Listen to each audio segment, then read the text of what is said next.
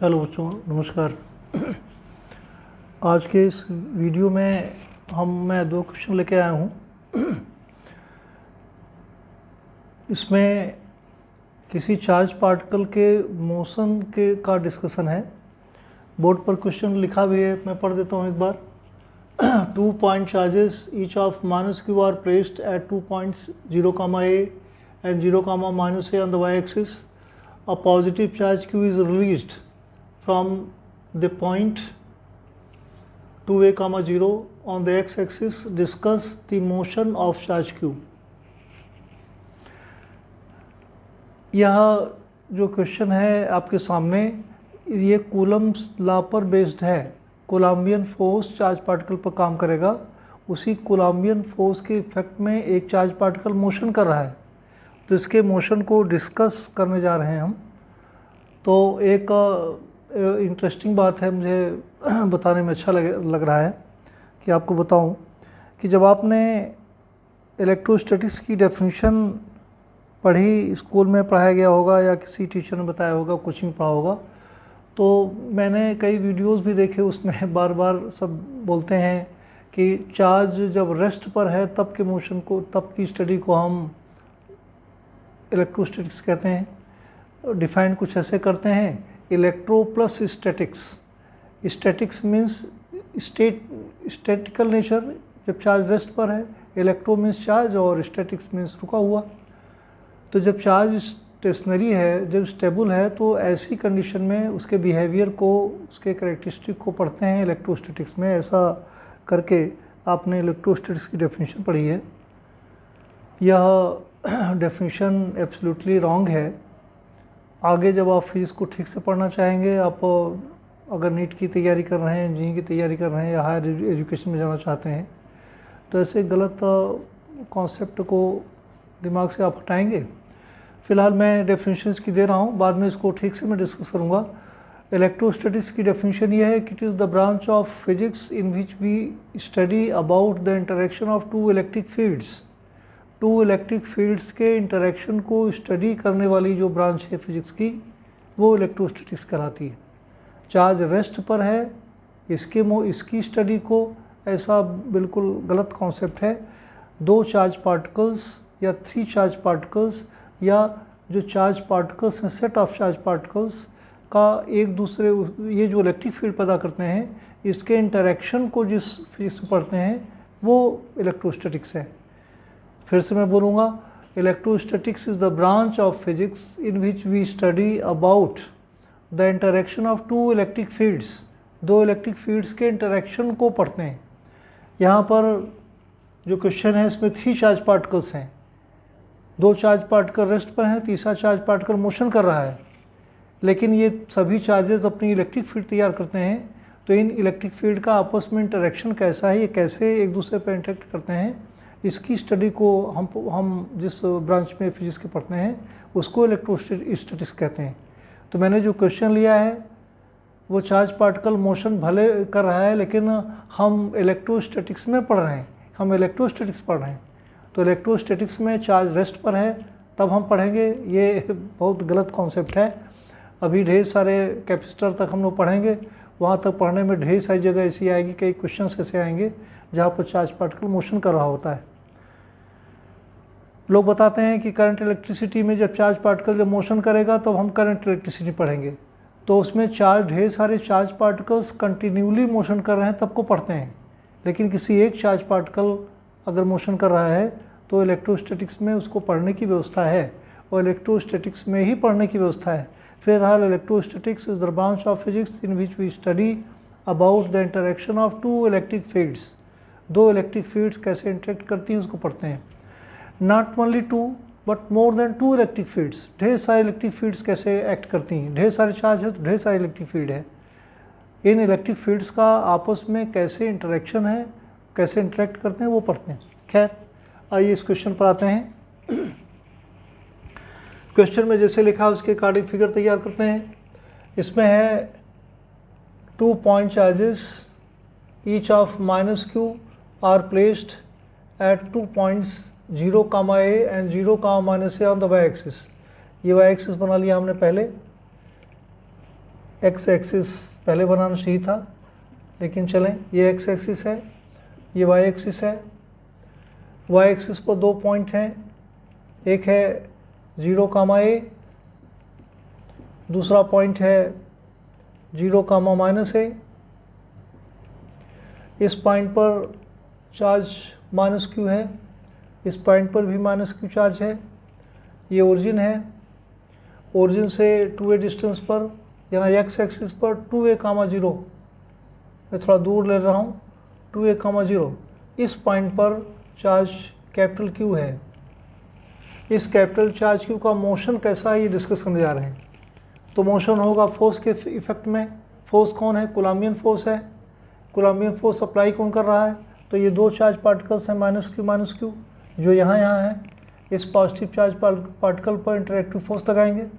ये negative charge जो यहाँ पर है, इसको अपनी तरफ अट्रैक्ट करेगा इस डायरेक्शन में, यह अपनी तरफ अट्रैक्ट करेगा इस डायरेक्शन में। एक फोर्स इस डायरेक्शन में, एक फोर्स इस डायरेक्शन में।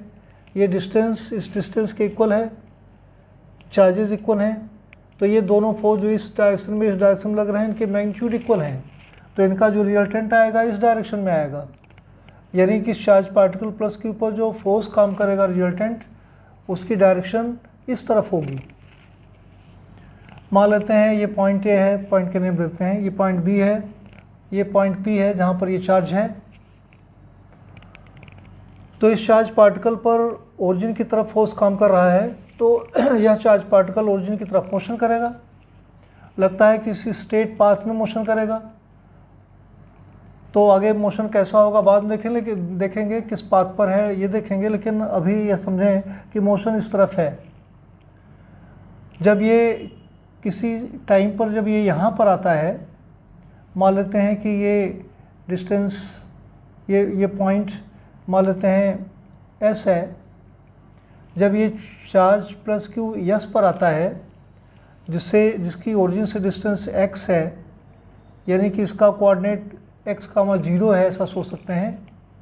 तब इस पर जो फोर्स काम करता है वो फोर्स की डायरेक्शन इस तरफ, वो मान लेते हैं F है। और ये चार्ज पार्टिकल जो फोर्स लगा रहा है, फोर्स के मैग्नीट्यूड सेम होंगे। ये एक्चुअली F1 है, F2 है, डायरेक्शन डिफरेंट है। मैग्नीट्यूड सेम है, डायरेक्शन डिफरेंट है, तो फोर्स डिफरेंट हो गया। लेकिन मैं मॉडुलस की बात कर रहा हूँ, तो ये जो भी फोर्स है उसका मॉडुलस F है, ये भी जो फोर्स है उसका मॉडुलस F है। ये एंगल जितना है उतना ही एंगल ये भी होगा। ये actually perpendicular bisector of the line joining 2 points A and B है। तो ये एंगल थीटा है, तो ये भी थीटा होगा। देखिए यहाँ पर मैंने दिखाया कि फोर्स, ये जो चार्ज पार्टिकल है इस पर इस डायरेक्शन में फोर्स लगा रहा है, ये इस डायरेक्शन में फोर्स लगा रहा है, रिजल्टेंट इस तरफ है, इधर फोर्स लग रहा है, तो इधर फोर्स लगने से इधर मोशन होगा। किसी समय पर जब ये यहाँ पर आएगा, यस पर आएगा ये पार्टिकल, तब उस पर कितना फोर्स काम करेगा वो निकाल करके हम इसके मोशन को डिस्कस करेंगे। यानी कि ये जो फोर्स है वो फोर्स शायद एक्स पर वेरी कर रही है। वैसे भी डिस्टेंस पर फोर्स डिपेंड करती है, तो डिस्टेंस जैसे जैसे चेंज होगा वैसे वैसे फोर्स की वैल्यू चेंज होगी। तो यहाँ पर के बजाय ये बीच में किसी के पोजीशन में है, तब कितना फोर्स काम कर रहा है यह हम पालेंगे तो ठीक से डिस्कस कर पाएंगे। तो पहले कूलम्बियन फोर्स निकालेंगे। जब ये चार्ज प्लस Q जब यस पर है, तो इस पर कूलम्बियन फोर्स ये कितना अप्लाई करता है, उसका नेम हमने F रखा है। ये F है K times of Q upon this distance square AS square. ये डिस्टेंस A है, x है, तो AS will be equals to under root A square plus x square. Pythagoras theorem लगा देंगे, A है, x है, A square plus A square distance हो गई। तो F will be equals to K times of Q upon A square plus x square. Root में है, उसका स्क्वायर करते रूट हट जाएगी। ये F का मॉडुलस है। इस तरफ जो फोर्स लग रहा है उसका मॉडुलस ये है, इस तरफ जो फोर्स लग रहा है उसका भी मॉडुलस ये है। दोनों के मैग्नीट्यूड सेम है, डायरेक्शन ऐसी है। अब इन दोनों का रिजल्टेंट जो आएगा इस डायरेक्शन में आएगा। ये कितना आएगा, इसको पाने के लिए हम इन फोर्सेस को दो कंपोनेंट्स में रिजॉल्व करते हैं। इसका एक कंपोनेंट इस तरफ, ये एफ कॉस थीटा, और एक कंपोनेंट इस तरफ एफ साइन थीटा। इस एफ के दो कंपोनेंट, एक इस तरफ एफ कॉस थीटा और इस डायरेक्शन में एफ साइन थीटा। तो इस एफ के दो जो कंपोनेंट्स हैं F cos theta F sine theta, इसके जो दो कंपोनेंट्स हैं उनमें एक एक कंपोनेंट ये एफ साइन थीटा एक दूसरे को न्यूट्रलाइज कर देंगे, क्योंकि इनकी डायरेक्शन अपोजिट है, लाइन ऑफ एक्शन सेम है। डायरेक्शन अपोजिट है, लाइन ऑफ एक्शन सेम है, और दोनों के मैग्नीट्यूड इक्वल हैं। तो ये दोनों फोर्सेस एक दूसरे को न्यूट्रलाइज कर देंगे, एक दूसरे को कैंसिल कर देंगे। तो रिजल्टेंट फोर्स जो काम करेगा वो F cos theta plus F cos theta equals to 2f cos theta, and hence I can say that the resultant force on capital Q F dash, इसको नेम एफ डैश देते हैं, equals to 2f cos theta. 2f is f is k times of q upon a square plus x square into cos theta. इस figure से देखें cos theta equals to this base x upon this hypotenuse under root a square plus x square becomes 2k q upon इस a square plus x square to the power 3/2। इसकी power 1 है, यहाँ power half है, तो 1 + 1/2 equals to 3/2 into x. ये F dash की value है, ये रिजल्टेंट फोर्स है। ये खास जगह पर हम लोग पहुँच गए हैं। इस चार्ज पार्टिकल पर लगने वाला जो रिजल्टेंट फोर्स है उसकी मैग्नीट्यूड ये है 2k q x upon a square plus x square to the power 3/2। अब थोड़ा फिर से फिगर पर आएँ, उसको देखें। जब चार्ज पार्टिकल यहाँ पर है तो रिजल्टेंट फोर्स इस तरफ है, तो चार्ज पार्टिकल मोशन इधर कर रहा है। जब फोर्स काम कर रहा है तो उसमें एक्सेलरेशन पैदा हुआ, एक्सेलरेशन है तो वेलोसिटी में इंक्रीज है। तो वेलोसिटी में जैसे जैसे ये पार्टिकल इधर मोशन करता है तो वेलोसिटी उसकी बढ़ती जा रही। एक बात और भी समझना है कि जब यहाँ पर है तो फोर्स काम कर रहा है, फोर्स की वजह से एक्सेलरेशन है, तो वेलोसिटी उसकी इंक्रीज कर रही है एक्सेलरेशन की वजह से। दूसरी बात ये है कि ये जो वेलोसिटी में जो इंक्रीज है, जिस रेट से इंक्रीज कर रही है, वो भी चेंज हो रही है। खूब ध्यान समझे इसलिए, क्योंकि जैसे जैसे ये पार्टिकल पास में आएगा, डिस्टेंस चार्जेस से घटती जाएगी, तो फोर्स की वैल्यू इंक्रीज करती जाएगी, एक्सेलरेशन इंक्रीज करता जाएगा, तो वेलोसिटी के रेट में, वेलोसिटी के इंक्रीज के रेट में और इंक्रीज होगी। तो जैसे जैसे ये चार्ज पार्टिकल पास में आता जाता है, वैसे उसकी वेलोसिटी बढ़ती जाती है और बढ़ती जाती है due to the increase in acceleration, and the increase in acceleration is due to the increase in the Coulombian force acting on the charge capital Q। आप समझ गए होंगे मैं क्या कर रहा हूँ। जैसे जैसे पास में आएगा वैसे वैसे उसकी वेलोसिटी बढ़ती जाएगी। अब जब तक यहाँ रहेगी तब तक वही बात है, फोर्स की डायरेक्शन ये यहाँ तक है। लेकिन सोचें कि जब ये चार्ज ओरिजिन पर आ जाएगा, यहाँ आ जाएगा, जब चार्ज यहाँ पर आ जाएगा तो ये चार्ज इस चार्ज पर इस डायरेक्शन में अट्रैक्शन फोर्स अप्लाई करेगा, और ये चार्ज इस डायरेक्शन में अट्रैक्शन फोर्स अप्लाई करेगा। तो जब ये चार्ज कैपिटल Q ओरिजिन पर होगा तो उस पर लगने वाला नेट फोर्स 0 हो जाएगा। इस चार्ज कैपिटल Q पर लगने वाला नेट फोर्स 0 हुआ, लेकिन यहाँ तक आते आते वेलोसिटी में इंक्रीज बहुत अधिक हो गई, वेलोसिटी बढ़ गई है, और जितनी बढ़ सकती उतनी बढ़ गई है, वेलोसिटी मैक्सिमम हो गई है। यहाँ मैक्सिमम वेलोसिटी है। जब वेलोसिटी मैक्सिमम है तो काइनेटिक एनर्जी उसकी मैक्सिमम है। काइनेटिक एनर्जी मैक्सिमम है तो वो मोशन करती ही रहेगी, law of conservation of energy के अकॉर्डिंग, लॉ ऑफ इनर्शिया के अकॉर्डिंग मोशन करती रहेगी। Law of conservation of energy के अकॉर्डिंग जितनी डिस्टेंस से ये पार्टिकल चला था ओरिजिन की तरफ, उतनी डिस्टेंस तक वहाँ पहुँचेगा। यानी 2a डिस्टेंस से एक चार्ज पार्टिकल क्यों मोशन कर रहा था, तो इस लेफ्ट हैंड साइड में 2a डिस्टेंस तक जाएगा, यानी -2a, 0 तक ये चार्ज पार्टिकल पहुंचेगा। थोड़ा सा यहाँ भी मैं थोड़ा बताना चाहूँगा, जब ये चार्ज पार्टिकल क्यों यहाँ आया, तो इस पर ये नेगेटिव चार्ज पार्टिकल इस डायरेक्शन में फोर्स लगाएगा और ये इस डायरेक्शन में फोर्स लगाएगा।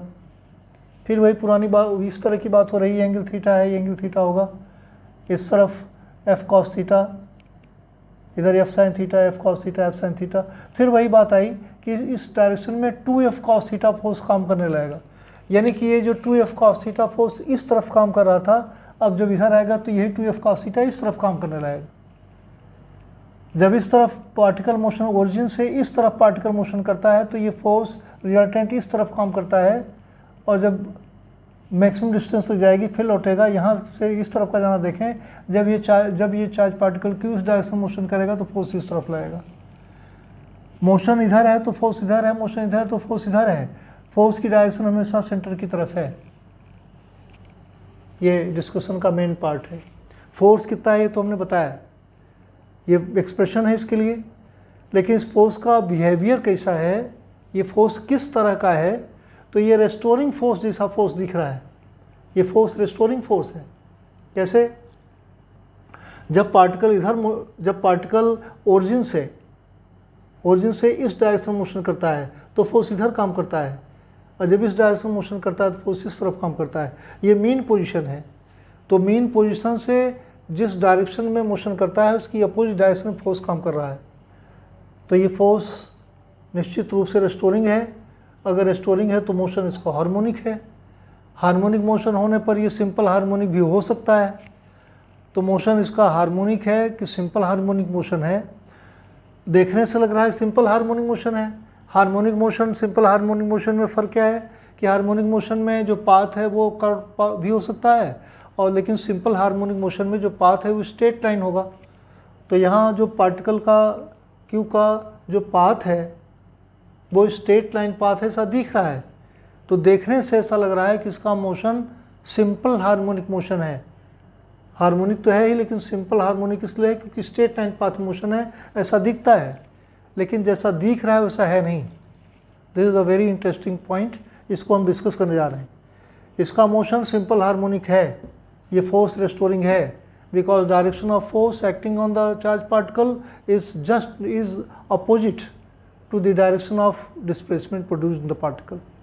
So the force is restoring. लेकिन फोर्स रेस्टोरिंग है तो ये सिंपल हार्मोनिक भी हो सकता है, सिंपल और हार्मोनिक भी हो सकता है। तो हार्मोनिक है कि सिंपल हार्मोनिक है, उसको डिस्कस करेंगे। इसके डिस्कशन को स्टार्ट यहाँ से करेंगे कि मान लेते हैं कि ये A square is negligible in comparison to X square. ये डिस्टेंस छोटी है, ये डिस्टेंस बड़ी है, ए बहुत छोटी है। ए स्क्वायर को अगर नेग्लेक्ट कर सकेंगे in comparison to a square, in that particular case when it is so, neglecting a square means in the case when a square is much less than x square, neglecting x square from equation 1,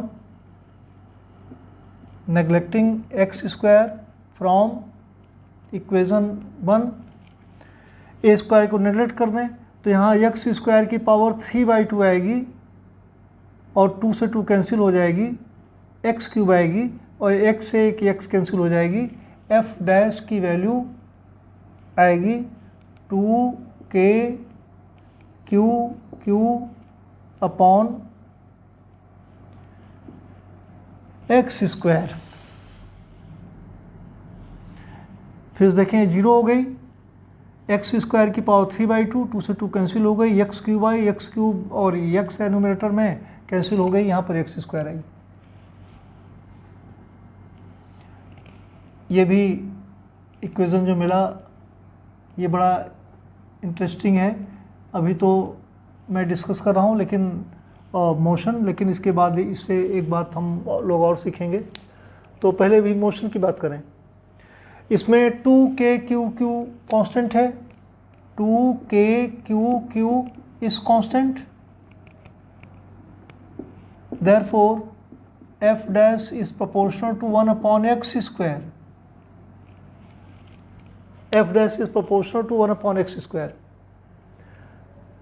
इसकी बड़ी अच्छी mathematics है, बड़ा बढ़िया discussion है, उस deep तक discussion नहीं किया जा सकता यहाँ। और थोड़ी सी बात समझें, ये एफ डैश रेस्टोरिंग फोर्स है। रेस्टोरिंग फोर्स से पार्टिकल हार्मोनिक मोशन या सिंपल हार्मोनिक मोशन कर सकता है। तो ये हार्मोनिक है या सिंपल हार्मोनिक है, ये कंफर्म ये तो है, लेकिन हार्मोनिक है कि नहीं, सिंपल हार्मोनिक है नहीं कि, ये हम डिस्कस करने जा रहे हैं। तो उस कंडीशन में जब a² की वैल्यू x² के कंपेरिजन में नेग्लिजिबल है और x² is proportional to 1/x² है, तो ऐसी कंडीशन में ये मोशन इसका सिंपल हार्मोनिक नहीं हो सकता। क्यों? क्योंकि सिंपल हार्मोनिक मोशन के लिए आपने 11th में पढ़ा था F =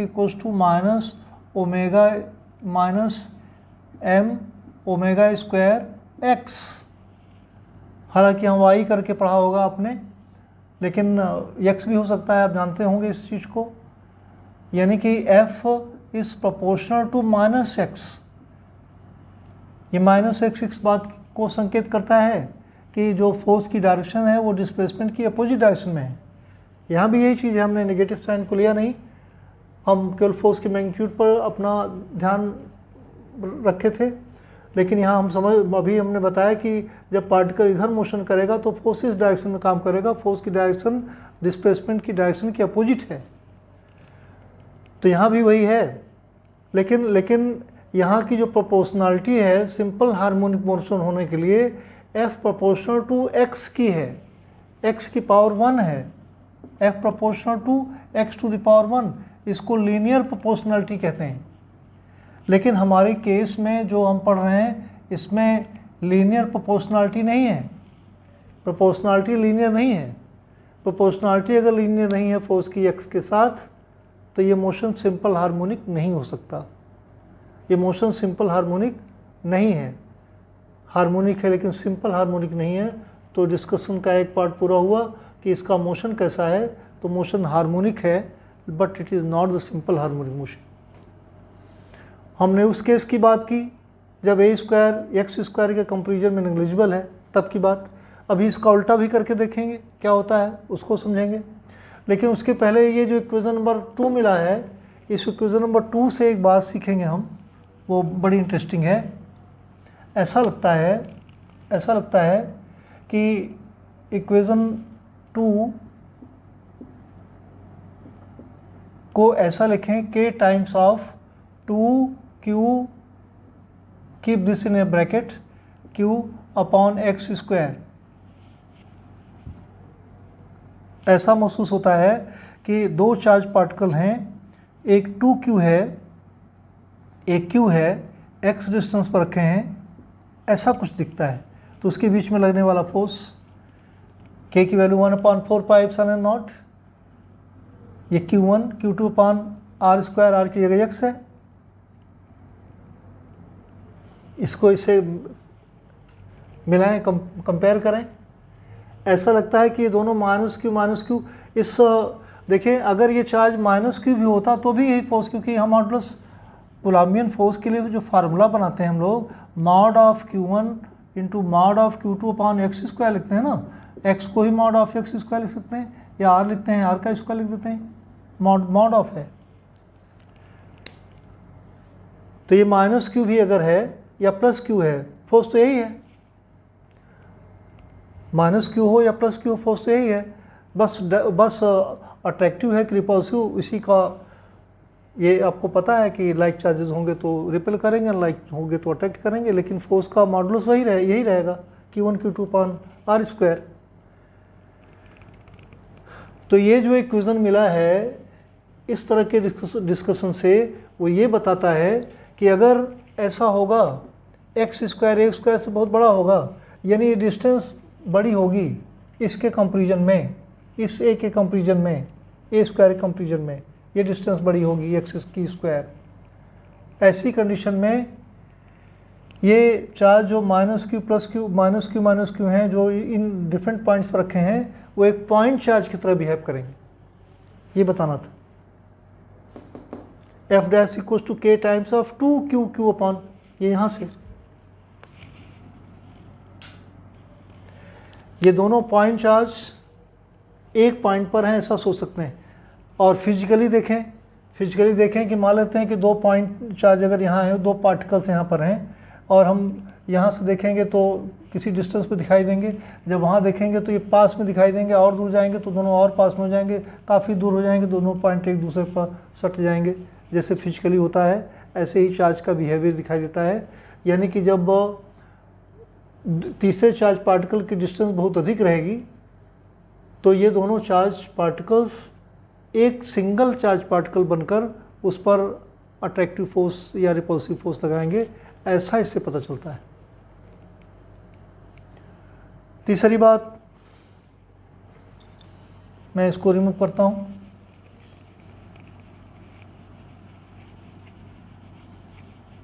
उस केस में जब इसका उल्टा, इसकी उल्टी कंडीशन है, ऐसा हो जाए a square is much greater than x square in the case when a square is much greater than x square. a square बहुत बड़ी है x स्क्वायर के कंपेरिजन में, तो x स्क्वायर को नेगलेक्ट कर देते हैं।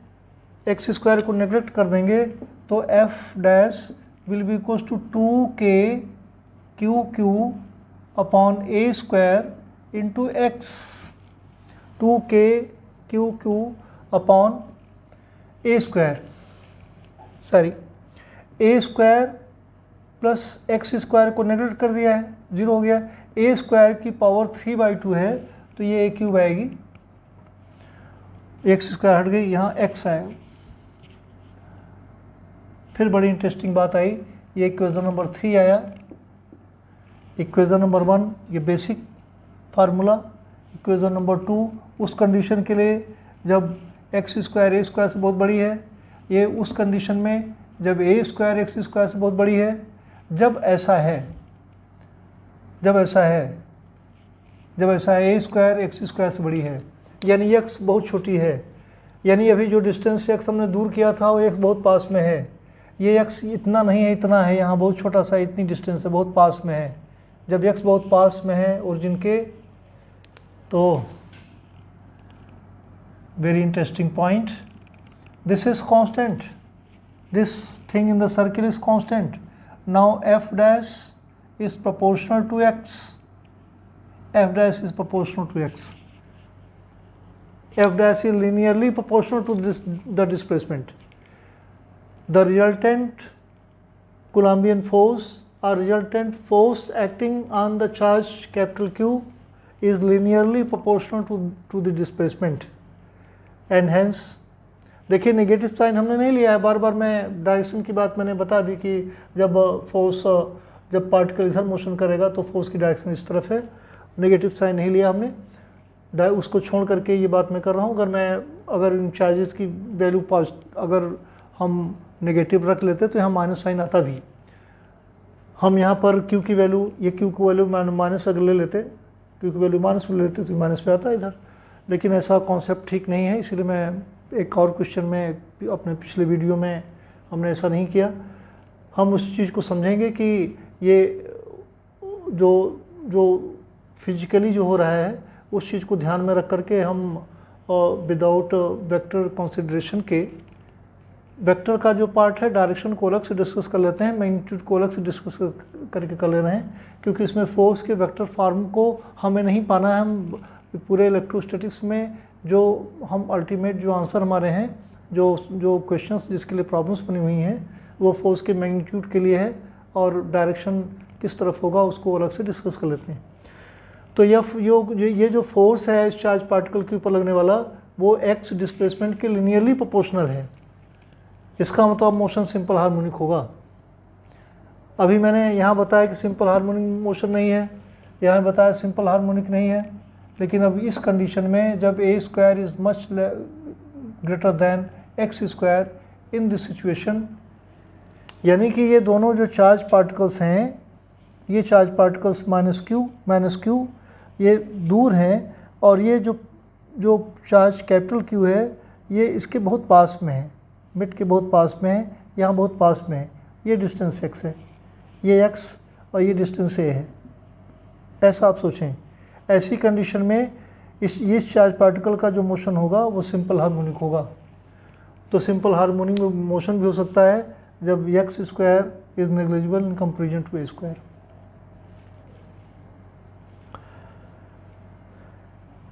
फिर इंटरेस्टिंग बात आती है, इसको फिर से देखें। अगर x की वैल्यू बहुत अधिक हो गई, x की वैल्यू इनफाइनाइट हो गई, x की वैल्यू इनफाइनाइट हो जाएगी तो एफ डैश 0 हो जाएगी। If x is infinite then from equation 2 F dash will be 0। Infinite distance पर जब ये चार्ज होगा तो उस पर लगने वाला नेट फोर्स 0 हो जाएगा इन चार्जेस की वजह से। और यही चार्ज जब यहाँ आ जाएगा ओरिजिन पर, देखें तब ओरिजिन पर जब आ जा रहा है तो ये नेगेटिव चार्ज अपनी तरफ अट्रैक्ट कर रहा है, ये अपनी तरफ अट्रैक्ट कर रहा है। ये जो फोर्सेज एफ हैं जो इस डायरेक्शन में थे अब इस डायरेक्शन में हो जा रहे हैं। रिजल्टेंट फोर्स 0 है। जब बहुत दूर है पार्टिकल ये तब भी फोर्स 0 है, जब बहुत पास में आ गया तब भी फोर्स 0 है। जब मिनिमम डिस्टेंस हो गई तब भी फोर्स 0 है, और मैक्सिमम डिस्टेंस थी तब भी फोर्स 0 है। इसका मतलब ये हुआ, और फोर्स बीच में वेरी कर रहा है। तो ये वेरिएशन निश्चित रूप से कुछ इस तरह का है कि दूर से आने पर फोर्स की वैल्यू बढ़ रही है और किसी डिस्टेंस पर मैक्सिमम हो गई होगी और उसके बाद फिर वैल्यू उसकी घटकर 0 हो गई होगी। फिर से यहाँ देखें, फोर्स वेरिएबल है, F is proportional to x है, कहीं प्रोपोर्शनल टू एफ एक्स पर डिपेंड कर रहा है, उसकी प्रोपोर्शनलिटी तरह तरह की है। लेकिन जब वो यहाँ पर है तो उसकी वैल्यू 0, इनफाइनाइट पर 0, तो बीच में कहीं मैक्सिमम है। हम मान लेते हैं यहाँ कहीं मैक्सिमम है, यहाँ कहीं मैक्सिमम है, तो यहाँ से इधर तक आने में वैल्यू बढ़ रही है, इंक्रीज कर रही है, यहाँ से यहाँ तक जाने में डिक्रीज कर रही है। ऐसे इस तरफ है, यहाँ से यहाँ तक वैल्यू उसकी मैक्सिमम हो रही है, वो आगे जाने पर मिनिमम हो रही। यह भी एक क्वेश्चन है कि कहाँ पर फोर्स की वैल्यू मैक्सिमम है। तो फिर हमारे पास जो बेसिक जो इक्वेशन है वो ये है। ये इसको सेफ रखें और अपने डिस्कशन को आगे बढ़ाएं। इसके लिए इसको रब करता हूँ मैं। और हम यह जानना चाहते हैं कि इस जो कोलम्बियन फोर्स है रिजल्टेंट, या जो रेस्टोरिंग फोर्स बन गया है, इस फोर्स की वैल्यू मैक्सिमम कहाँ पर है। अब रेस्टोरिंग है क्या है उसको छोड़ें, केवल एक बात दिमाग पर रखें कि ये जो कोलम्बियन फोर्स है इसकी वैल्यू मैक्सिमम कहाँ होगी। ये एफ डैश मैक्सिमम कहाँ है, ये बहुत इंटरेस्टिंग पार्ट है। इसकी वैल्यू कहाँ पर मैक्सिमम है और मैक्सिमम वैल्यू कितनी है। फोर्स की वैल्यू मैंने अभी डिस्कस कर रहा था कि फोर्स की वैल्यू इंक्रीज कर रही है। अगर फोर्स की वैल्यू इंक्रीज कर रही है पास में आने पर तो एक्सेलेरेशन बढ़ रहा है, एक्सेलेरेशन बढ़ रहा है तो वेलोसिटी में और ज़्यादा इंक्रीज हो रही है। फोर्स की वजह से ही वेलोसिटी बढ़ रही थी, लेकिन एक्सेलेरेशन खुद बढ़ रहा है तो वेलोसिटी में इंक्रीज और तेज़ी से हो रहा है। खैर, ये एफ़ की वैल्यू मैक्सिमम कहाँ पर है यह पाने के लिए हम इसको डिफ्रेंशिएट करेंगे। मैक्सिमा मिनिमा का कॉन्सेप्ट यूज करेंगे। जो लोग मैथमेटिक्स पढ़ते हैं वो तो इसको एंजॉय करेंगे, जो बायो पढ़ते हैं, मैथमेटिक्स नहीं पढ़ी है, ठीक से नहीं पता है, तो उनको थोड़ा बोरिंग लगेगा। तो ठीक है, उनके लिए रिजल्टेंट याद रखेंगे, बहुत सिंपल सा है भी। और कुछ लोगों ने इसमें हो सकता है क्वेश्चन अपना किया भी होगा, पता भी होगा आंसर। तो कहाँ पर मैक्सिमम होगा, वो a/√2 डिस्टेंस पर मैक्सिमम होगा। अभी इसी को हम पाना चाहेंगे। इसको पाने के लिए जब मैथमेटिकल कैलकुलेशन करेंगे तो बड़ा इंटरेस्टिंग है। इसको डिफ्रेंशिएट करेंगे, df/dx पाएंगे। देखें 2k a कांस्टेंट है, x वेरिएबल है, तो x की वैल्यू f की वैल्यू x पर डिपेंड कर रही है। तो इस वेरिएबल के रिस्पेक्ट में इसको डिफ्रेंशिएट करेंगे, df'/ds की वैल्यू पाएंगे। मैक्सिमम या मिनिमम वैल्यू के लिए इसकी वैल्यू 0 होनी चाहिए। उसी से हम x की वैल्यू पालेंगे जहाँ पर फोर्स की वैल्यू मैक्सिमम होगी। तो इसको डिफ्रेंशिएट कर रहे हैं। Differentiating one with respect to x, df'/dx will be equals to d/dx of 2k/a²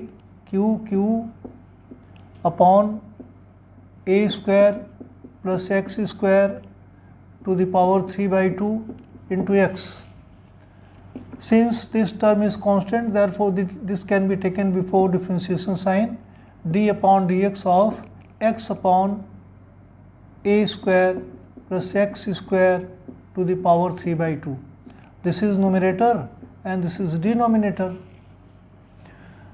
numerator upon denominator का फार्मूला लगाएंगे, इसको सेफ रखेंगे कि इसमें वैल्यू रखनी रहेगी 2k D upon D of numerator upon denominator क्या होता है, डिनोमिनेटर का whole square A square plus x square की पावर 3 by 2 का होल स्क्वायर, इसका होल स्क्वायर करेंगे। फिर यहाँ denominator A square plus x square की power 3 by 2 D upon D x of numerator X minus numerator D upon D x of denominator, it is a square plus x square to the power 3 by 2. This will be 2k a square plus x square to the power 3 by 2, x का differentiation 1 minus x इसका differentiation 3 upon 2 a square plus x square to the power 3 by 2 minus 1 d upon D x of a square plus x square. इसको x समझ कर differentiate करते हैं तो n x to the power n minus 1, फिर से differentiate करेंगे a square plus x square को divided by a square plus x square to the power 3 by 2 का स्क्वायर करेंगे, 2 से 2 कैंसिल हो जाएगी, पावर 3 आ जाएगी।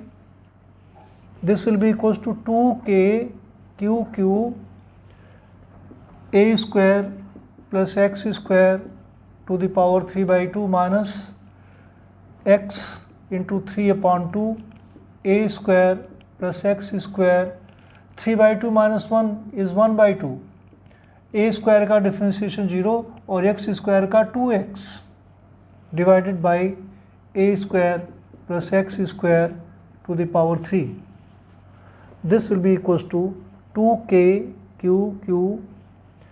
a square plus x square to the power 3 by 2 minus 2 से ये 2 कैंसिल हो जाएगा, x में x से मल्टीप्लाई होकर x स्क्वायर आएगा और 3 यहाँ है तो 3x स्क्वायर आ जाएगी, a square plus x square to the power half divided by a square plus x square to the power 3 by 2. This is d F dash upon D x.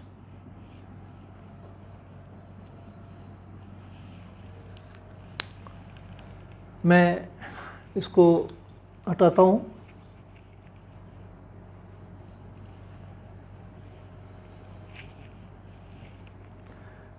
Look upon this expression d F dash upon D x हमने पा लिया।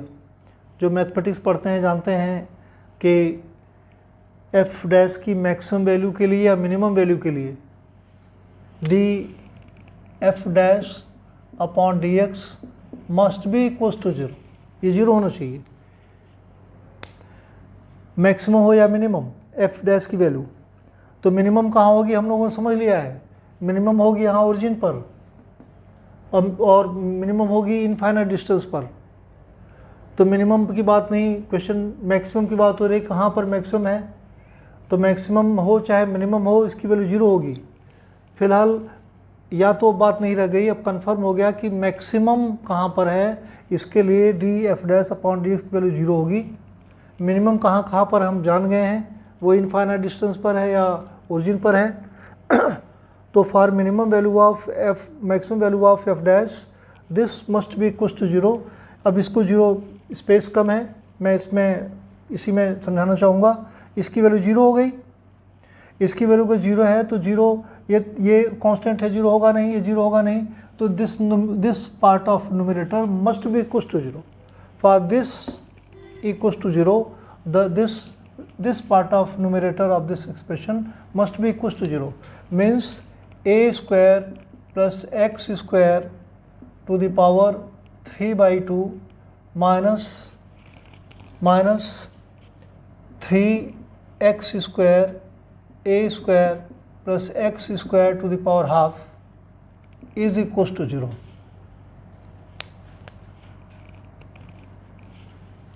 this part is 0. For this to be 0, this must be equals to 0. ये 0 होना चाहिए. इसको right hand side में ले जाएं.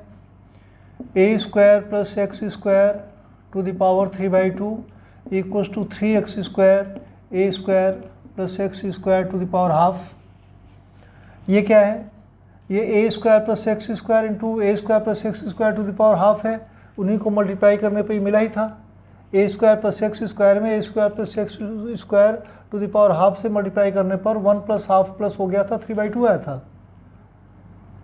तो ये इससे कैंसिल हो जाएगा. यहाँ a square plus x square आएगी. आप न समझ पा रहे हो तो this into a square plus x square to the power half लिखूंगा, इक्वल्स टू दिस लिखूंगा, उससे ये कैंसिल हो जाएगी. 3x square a square plus x square to the power half, ये कैंसिल हो गई. क्या आया? a square plus x square equals to 3x square. इसको उस साइड भेजेंगे 2x square equals to a square means x square equals to a square upon 2. So what about x? It is a upon root 2.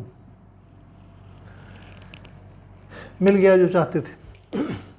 किस distance पर force की value maximum होगी? तो distance है a upon root 2. किस distance force की value maximum होगी? a upon root 2 distance पर. अब इस डिस्टेंस पर अगर फोर्स की वैल्यू मैक्सिमम होगी तो ये मैक्सिमम वैल्यू कितनी है? तो इसमें वैल्यू पुट कर लेंगे. What about the maximum value? तो किस डिस्टेंस पर फोर्स की वैल्यू मैक्सिमम होगी इस कंडीशन में? तो a अपॉन रूट 2 डिस्टेंस पर होगी. इसे याद रखें. Remember this point. ये a,0 ये -a,0 है. यहाँ चार्ज पार्टिकल कहीं पर है एक्स एक्सिस पर. तो किस डिस्टेंस पर फोर्स की मैक्सिमम वैल्यू होगी? a अपॉन रूट 2 डिस्टेंस पर. कितनी होगी मैक्सिमम वैल्यू? इसकी वैल्यू इसमें रख देंगे. x जगह क्या लिखेंगे? a/2 a/√2 का, और यहाँ पे a/√2 रखेंगे, उसकी मैक्सिमम वैल्यू आएगी. हालांकि इसके लिए क्वेश्चन कम बनते हैं. कहाँ मैक्सिमम होगी वो हमने पा लिया. ये याद रखेंगे रिजल्ट. अंतिम डिस्कशन का जो पार्ट है वो ये है कि ये फोर्स वेरिएबल है. फोर्स x पर वेरी करता है. तो अगर वेरी करता है तो उसका अपना ग्राफ होगा. ये ग्राफ कैसा है? इस ग्राफ का डिस्कशन भी बहुत इंटरेस्टिंग पार्ट है. इसका छोटा सा डिस्कशन हम करेंगे, बहुत डीप में नहीं.